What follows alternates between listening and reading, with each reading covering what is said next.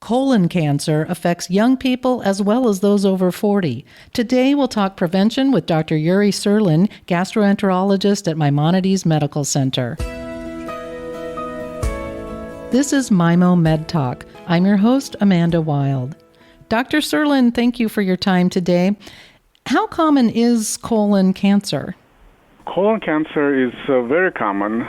It's the third cancer in the United States affecting both men and women. It's the second cause of cancer death in the United States, only coming after lung cancer. So 1 in about 17 Americans are going to get colon or rectal cancer during their lifetime. So we consider that to be very common cancer in the population. What are you seeing as a GI specialist that gives you concern? Well, unfortunately, we're seeing more cancers recently, and we're seeing more cancers in younger people. In fact, recent guidelines over the last 2 years have changed because in the past, the colon cancer screening was recommended to those over the age of 50. But now we realize that people younger, between ages of 40 and 50, are getting colon cancer. So the new guidelines are actually recommended to start screening at the age of 45. So there are several options for screening tests. Can you describe the different options and explain the differences? Absolutely. So one of the ways we separate these options is whether it's a one-stage test or a two-stage test for screening. So one-stage test means that you can find an abnormality and remove it or take care of it at the same time, which is a colonoscopy. That's a one-stage test. The other tests are alternatives, and they typically involve 2 stages, where you do an alternative test, but if it's abnormal, then you go to a colonoscopy. And we have multiple alternatives available. We have stool tests, something called occult blood testing. We also have something called FIT, F-I-T, that's a fecal immunohistochemical testing, which also tests for human globin, a part of the blood in the stool. We also have stool DNA testing. We have flexible sigmoidoscopy, which is a partial colonoscopy relative to colonoscopy. And we have a virtual colonoscopy, which is a CAT scan. So we have multiple modalities that people can choose and pick to be their screening modality. Yeah, that's a lot of options. How does a person know which screening test is the best one for them? The best option is to speak to their doctor or to speak to a gastroenterologist who are usually versed in these different options. We typically suggest that if a person has access to a colonoscopy and are healthy enough to have a colonoscopy, it's considered to be a better test, but it does have some limitations. It requires anesthesia. It requires the person to take time off work, travel to the endoscopy center. It needs someone to pick them up, so they need to have a ride. So some people may not want to have that procedure done, and they may pick a different test. And a different test will also depend on what their comfort level is. Some people will choose a certain type of a stool test because they can do it at home. Some people will decide to do a CAT scan because they prefer that. And each test has its benefits and its limitations and its risks. So for each one, they really need to discuss with their physician what's best for that person if they don't want the colonoscopy done. And there are these at-home test kits. How reliable are those? They're fairly good as an alternative testing. It depends on the type of test. Some are a little bit better than others. It all depends on the person that's doing it, if it's done properly. Most of them require being repeated, either every year or every 3 years. And if done correctly, they do pick up a good number of cancers, early cancers, or advanced polyps, which will prompt the person to go get a colonoscopy and have those polyps removed or cancer treated. So if the person wants to do a test at home, then we do have those options. So it sounds like some of these lead to colonoscopy. Is colonoscopy sort of the gold standard for screening? Generally, it's considered to be a gold standard. In reality, we don't have a gold standard because every test has its limitations and every test has its risks, but the colonoscopy is the one test that's able to visualize the colon and remove the polyps before they grow into cancers.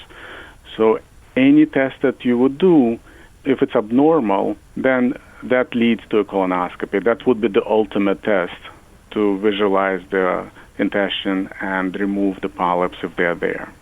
Now, you said the screening guidelines have changed. It's disturbing to hear what you said earlier, that more people in their 20s, 30s, and 40s are being diagnosed with colon cancer. Why is this suddenly on the rise in this younger population? Unfortunately, we don't have a good answer of why colon cancer is increasing in younger people. In older people, it's actually getting better. The incidence of colon cancer in people over the age of 50 is going down and has been going on since the 1980s. But over the past 20 years or so, we're seeing that in the younger patients, especially 20 to 30, 30 to 40 range, the rate have doubled. And we don't know why. It may have to do something with our diets, our environment, but we're not sure why that's happening. The good news is that even though the rates are high, the absolute numbers are fairly low. It's still rare to see a young person with colon cancer. But if the rates continue to increase in such a high rate, then we're going to see more and more younger people with these cancers. What can young people do to stay healthy? Well, I think the best approach is to minimize the risk factors. Unfortunately, we don't have a good screening program for young people just because it's still pretty rare, and it's very hard to screen a very large population to find few cancers. But what can be done is to decrease the risk factors that we know are associated with colon cancer and with polyps. Things like smoking. We know smoking is associated with more colon polyps, and the way we understand how colon cancer works is that cancer comes from polyps over a period of time. We know that obesity is associated with colon cancer. We know that eating processed foods like hot dogs and cold cuts is associated with more colon cancer. So those are the things that can be modified. Eating a healthier diet, stop smoking, avoid too much alcohol. Those are all the things that we know have an association with colon cancer, and you reducing your risk that way. And then, what signs or symptoms should a young person or indeed anyone be aware of? Are there signs that something might be wrong? There are definitely signs when something is wrong. Unfortunately, when colon polyps are small, there is usually no signs. But when they get bigger or when there's early cancer, the person may have some pain that they didn't have before. They may have some rectal bleeding that they didn't have before that's not going away. They may be losing weight. Very often in young people, those symptoms are ignored because they're young and healthy, and they're not considered as candidates for someone who would have cancer. But we know that young people do get cancer, and they're getting it more. So anyone should be vigilant when they get those kind of symptoms. If they have unexplained rectal bleeding, if they have new pain that's not going away, that should be checked out. That shouldn't be ignored. If someone is diagnosed with colon cancer, what's the rate of curability? Is colon cancer curable?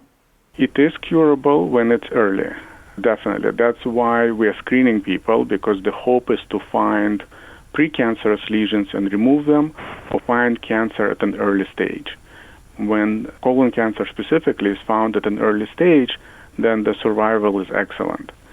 Once the cancer becomes more advanced, it's much more difficult to control. There are still treatments, but it may not be curable at that point. So screening is really necessary.